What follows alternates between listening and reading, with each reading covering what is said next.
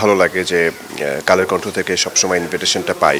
So কোনোবারই miss করতে চাই না এবং কখনো মিস করি না। সো প্রতিবারই খুব জাঁকজমকভাবে কালের কণ্ঠ প্রতিষ্ঠা বার্ষিকী পালন করে। সো আমার কাছে মনে হয় যে এই জাঁকজমকপূর্ণ প্রতিষ্ঠা বার্ষিকীতে আসতে পারলে একসাথে একটা বড় একটা গেট টুগেদার সবার সাথে দেখা সাক্ষাৎ হয় এবং অনেক সুন্দর আয়োজন থাকে। সেটা পিঠা থেকে শুরু করে খাবার, যে কোনো খাবার থেকে শুরু করে মানে গানের আয়োজন, সবার সাথে সেলফি তোলা। সো সব কিছু মিলে আমার কাছে মনে হয় যে এটা খুব ভালো লাগে, এই জন্য আসি।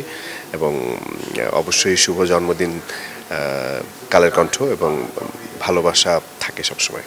আমার কাছে কালের কণ্ঠের প্রত্যাশা যেটা বলবো সেটা অবশ্যই মানে যেহেতু আমি ফিল্মের মানুষ, তো ফিল্মের জায়গাগুলোকে আরও সুন্দরভাবে তুলে ধরা, যেভাবে করে অবশ্যই তুলে ধরছে, এবং আমাদের চলচ্চিত্রের একদম খুঁটিনাটি যা আছে সব কিছুর সাথে কালের কণ্ঠ থাকে। বাট আমার কাছে মনে হয় যে আরও অনেক যদি ইনোভেটিভ কিছু আরও আইডিয়া বের করা যায় যেটাতে চলচ্চিত্রকে মানুষের কাছে পৌঁছানো, সেটা হলমুখী করা। সো এগুলোই আমার কাছে মনে হয় যে ইম্পর্টেন্ট ইস্যু।